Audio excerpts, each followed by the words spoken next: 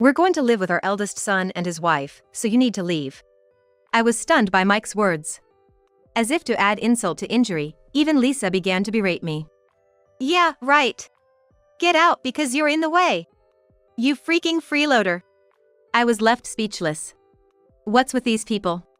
Don't they know their place? They better watch out. That's all I could think of in the moment. Oh, I get it. My feelings were one-sided.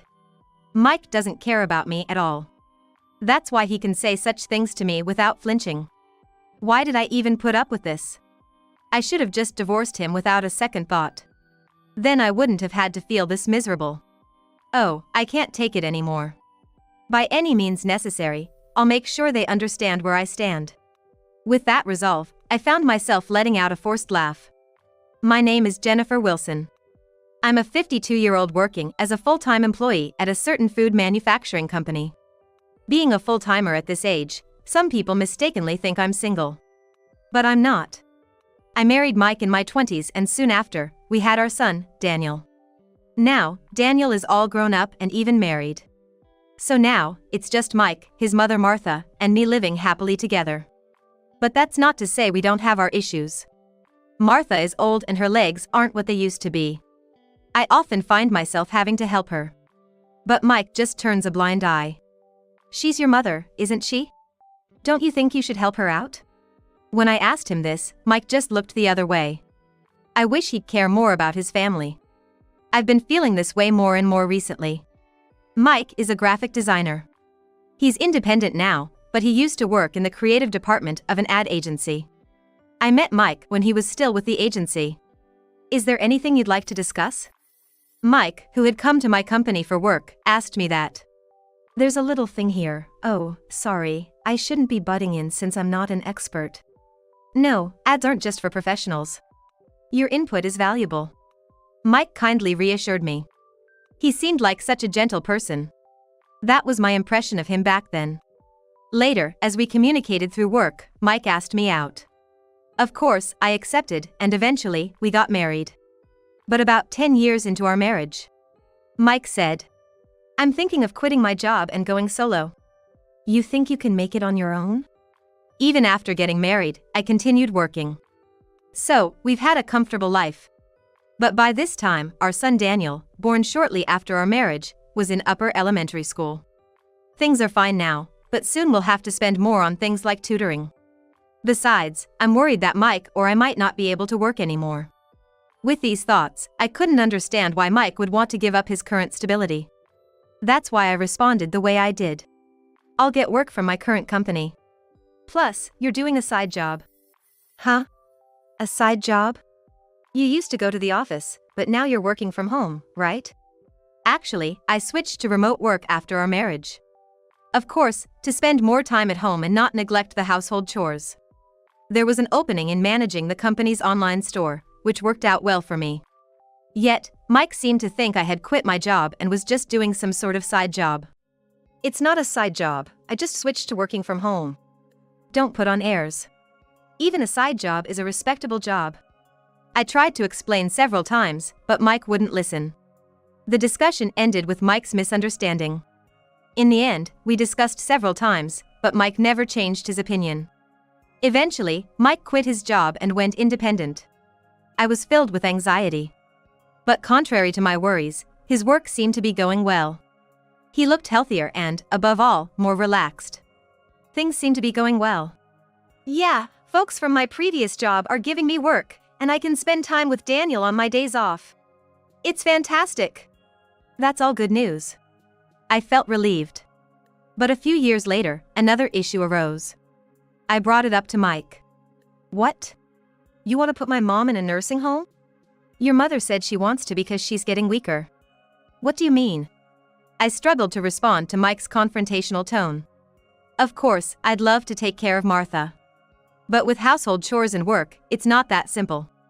Daniel is also in middle school now, soon preparing for high school. It's a critical time for him in many ways, so I can't just focus on Martha. I explained all of this to Mike. However, he began to grumble. You gonna abandon my mom? It's not like that, but Martha said . It's exactly like that. If it's that tough, just quit your side job. I was at a loss for words. Right now, my salary is the main support for our household. Mike contributes too, but it's just a small portion. So, if I quit, we won't be able to sustain our lives. However, telling this truth to Mike seemed impossible.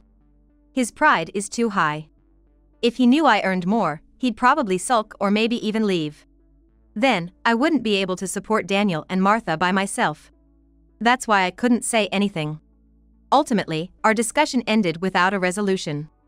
On another note, even if we didn't put Martha in a care facility, it didn't mean more workload for me. Yes, Martha's getting weaker. Yet, she can manage most things on her own, and I seldom need to assist her. She can even cook if she's sitting. Having Martha at home to help with the chores was actually more convenient for me. Time flew, and soon Daniel went to college. And left the house. My load lightened, and gradually, I had more time to spend with Martha. Then, one weekend, Martha asked me to go shopping with her. So, I asked Mike to drive. Hey, can you drive me? I'm gonna go shopping with Martha. Sorry, I've got work today. Looking over, Mike was wearing a suit. But something seemed off. Hey, what's up with that suit? Oh, I bought it. It was a bit pricey, but I figured I'm a CEO now and should dress the part. Mike responded like that. I understood where he was coming from. But Mike started his company a long time ago. It feels a bit out of the blue now. I recalled an article I read online once that said a sudden change in clothing might indicate someone's having an affair. But I had no proof. Reluctantly, I saw Mike off. Later, I went out with Martha by cab, but I couldn't get Mike off my mind all day. Is he really having an affair? Since then, I started doubting Mike. I thought I'd confront Mike whenever I had a chance. I spent my days thinking about it. But Mike was very careful. Time just keeps on ticking by. Soon, Daniel informed us that he got a job and eventually shared news about his marriage. But I still couldn't find any proof of Mike's affair. I couldn't find any evidence of his affair, but with Daniel getting married, maybe it's okay to just get a normal divorce. I began to think that way.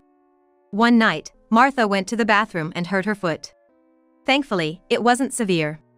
But she was shocked and said, I think I should move to a care facility. And I have a favor to ask.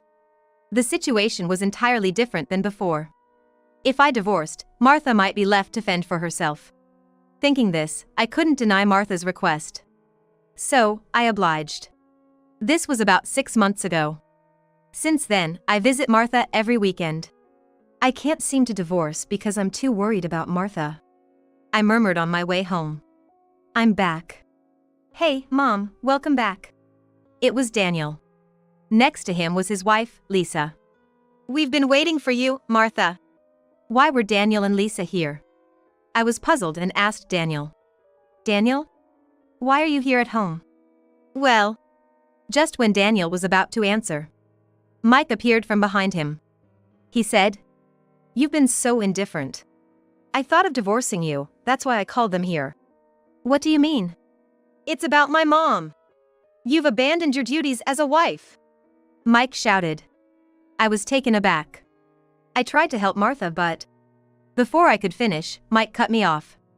Don't make excuses. From today, I'm gonna live with my eldest son and his wife. You should leave. I was stunned at Mike's words. To make things worse, Lisa began to scold me. That's right, just leave. You're such a leech. I was speechless. In my mind, I thought, they should know their place. Better brace yourself. In the spur of the moment, those were the only words that came to mind. So, all this while, my feelings were one-sided. Mike never really cared for me. That's why he could say all this without hesitating. Why did I put up with all of this? I should have just divorced without giving it a second thought. I wouldn't have felt this miserable. Oh man, I'm done for. No matter what, I have to make my position clear.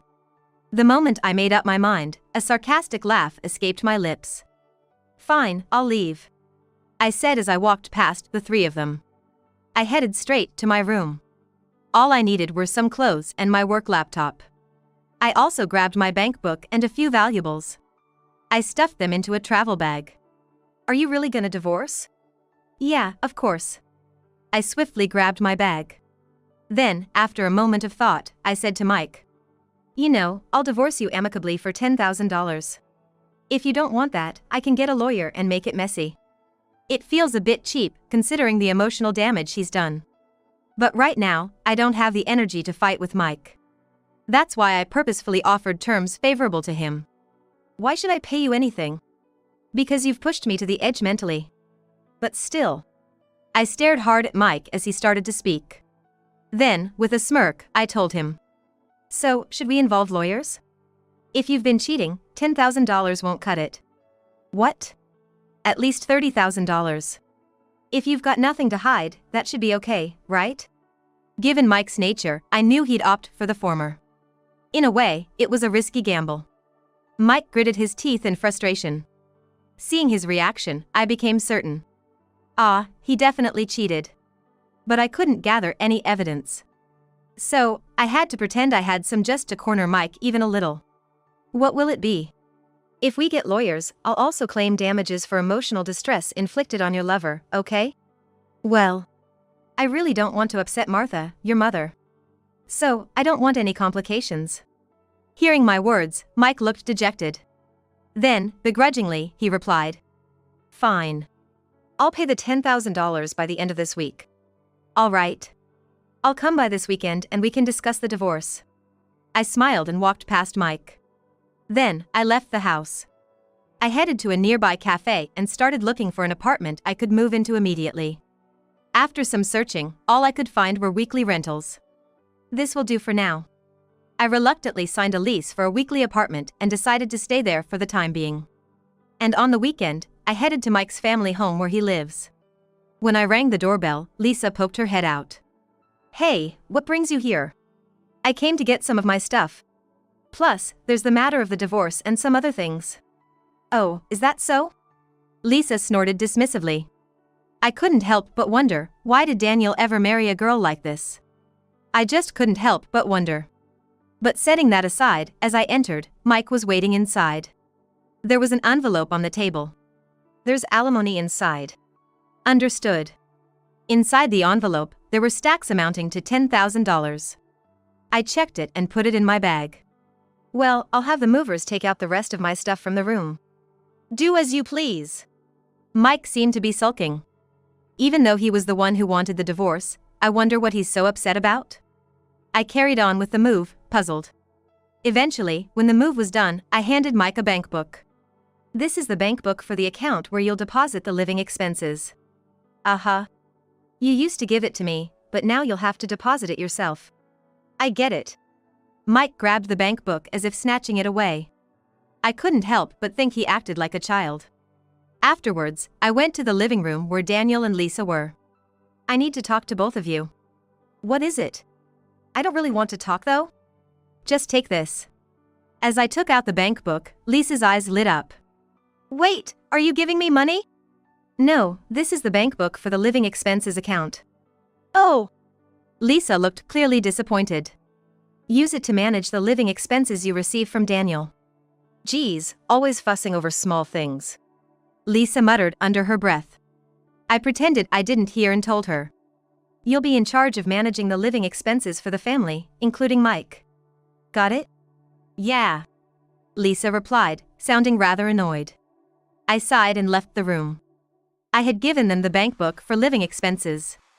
Now I had no ties to Mike and his family. I felt somewhat relieved. Just a few days after that exchange, I was working in my room when my phone unexpectedly rang. "Who's calling at this busy hour?" Sighing, I picked up my phone. The screen displayed Daniel's name. "Isn't he working right now?" I checked the time. It was just past 10 a.m. It was too early for a lunch break, so maybe something urgent came up? With various thoughts running through my mind, I answered the call. "Hello? What's up, Daniel?" "Mom. Where are you?" "I'm at home, what's wrong?" As I replied, Daniel raised his voice even louder. "The account's empty. What's going on?" I momentarily pulled my phone away due to the loudness. I quickly put it back to my ear and asked, "You mean the living expenses account I gave you?" "Of course." Why is it empty? How are we supposed to live like this? That makes sense. I had given it to him with a zero balance. After all, the funds were from my salary. So, there's no obligation for me to leave any money in it. Thinking that, I replied to Daniel. Did you not deposit the living expenses? I asked, and Daniel mumbled, searching for words. Strange, what's going on? I pressed him again. Didn't you put in the money for living expenses? I didn't. I thought Mom had deposited it. Why would I deposit money? I'm not living with you guys. At my words, Daniel fell silent. I continued, trying to reason with him. I told Lisa, didn't I? To deposit the money you gave her for living expenses. Well, yeah, but it's not just about putting your paycheck into the household. What's so hard about it? Just then, Daniel whispered in a low voice. Because. What? What did you say? I was fired. I don't have a salary. Daniel raised his voice. What? Fired? Yeah. The truth is. Daniel began explaining why he moved back to his family home. A little while before Daniel moved back, he had made a major mistake at work. A single mistake wouldn't normally get someone fired. But Daniel tried to pin the blame on one of his subordinates. If the mistake came to light, he wouldn't get promoted. Being demoted would be embarrassing. It seemed he blamed someone else out of self-preservation. However, his deception was easily uncovered. And he was forced to resign. Don't you have a severance package? Or unemployment benefits? It's all gone. I've spent everything. After quitting, he seemed to have been living off his savings. He had unemployment benefits, so life was easier than he had anticipated. He should have looked for a new job during that time. But Daniel did nothing, thinking he'd easily find another job due to his skills. He wasted time hanging out with Lisa. By the time he began job hunting, no one would hire him. It was then that Mike offered to let him move in. I came thinking I'd live off Dad's money, but Dad keeps saying he's broke. That's unfortunate. Listen, Mom, could you just transfer some money to my account? Just for this month? Daniel pleaded with me. I told him. You can't trick me with that. It's not a joke. I'm serious. A joke? No, it's payback. You guys kicked me out, didn't you? At that, Daniel was momentarily speechless. But he quickly retorted. It was Lisa and Dad who did that. I had nothing to do with it. By not stopping them, you're just as guilty. Reflect on that with the two of them. Goodbye. I hung up the phone. I blocked incoming calls from them. That should teach them a lesson. I chuckled, waiting for a call from the other two. However, I never got a call from Lisa. It's been about a month since Mike and I divorced. I think Mike's gonna call soon. I checked the calendar. Today was the end of the month. If all went well, Mike should call today. As I pondered this, I received a text on my phone. It's here. The text was an invitation from Mike. Luckily, it was a Sunday and I was off work. I headed to the rendezvous point, excitedly. I have a hunch about what Mike's been talking about. The real issue is how Mike will react when he finds out the truth. As I entered the meetup spot, a cafe, Mike was already there. Sorry for the wait. With a warm smile, I took the seat opposite Mike. I noticed Lisa sitting next to Mike. I stared hard at Lisa, which clearly made her uncomfortable, prompting her to speak up. Stop staring at me like that. Oh, I apologize. So, why are you here? It's a big deal for our family's finances. Lisa frowned. It looked like she was pretty pissed. If it weren't for that, I wouldn't have the motivation to get back at her. I murmured to myself. Soon, when I glanced at Mike, he hesitated a bit before speaking. Hey, I got a call from the real estate agent. You know anything about it? Real estate agent? What could it be? As I tilted my head, Lisa looked even more irritated. Pointing at me, Lisa said. You know something, don't you? Just admit it. Well, even if you say so. I pretended to be confused. Mike then leaned in slightly. The agent was going on about the rent. But we own our house. Right. So, I told them they got it wrong, but then they threatened to sue me. Mike tapped the table with his fingers. He seemed quite agitated, so I decided to come clean. Did you make sure to deposit the living expenses? Huh? Yeah, I did. You're lying. If you had, this wouldn't have happened. Hearing that, Mike flinched. With a smile, I explained the real deal. The rent they're talking about is for Martha's house. It should have been deducted from the bank book I gave you. Wait. We own our house. We shouldn't have to pay any rent. Well, Martha sold the house. So now, it's no longer yours. Both Mike and Lisa looked confused by my words. So, I decided to explain it all from the beginning. Some time ago, when Martha decided to go to a nursing home, there was one major issue. Her monthly pension would cover the regular costs, but she couldn't afford the initial fees. So, I suggested a leaseback to Martha. With a leaseback, she wouldn't have to move and would get a lump sum. But, she would need to pay rent. That's why I used the $500 you put in the house for the rent.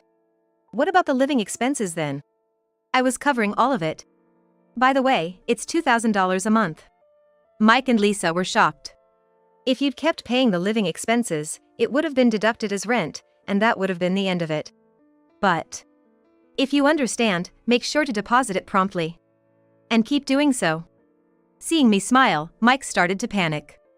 Something seemed off, and eventually, Mike confessed. Actually, my company went under. What? Why? Well, the thing is. Mike struggled to find his words. Then, Lisa, looking quite angry, pointed at Mike. It's because he cheated and was splurging on another woman. That's why the company went bankrupt. According to Lisa, Mike was using company funds to lavish gifts on his mistress. This eventually led to the company's bankruptcy. But he couldn't admit this to me. So, they hoped Daniel's income would help and called Daniel and his wife to stay at their family home. It's all your fault. It's not like that. I didn't. What do you mean it's Jennifer's fault? Stop blaming others. Both you and your son. Lisa's anger exploded. Eventually, they started arguing, so I quietly left the cafe.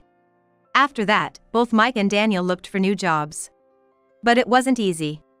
As the deadline to pay the rent approached, they had no choice but to work part-time at a convenience store. However, Daniel couldn't stand being bossed around by younger students and quit soon after. Meanwhile, Mike, being teased for being in his 50s, stopped showing up for work. In the end, they both borrowed money from some shady lenders and were forced to work on a fishing boat to repay the debt. I heard they're up north catching crabs now. Lisa quickly gave up on the two of them. She left the house and initially returned to her parents' home. However, debt collectors came there too, and now she's apparently working hard in a bar. As for me, I'm enjoying living alone. I visit Martha from time to time and lead a fulfilling life. Martha often asks if I'm going to remarry, but I'm not in the mood right now. However, there's one staff member at the nursing home that has caught my eye. Martha seems to have noticed this, but I hope she just observes for a little while longer.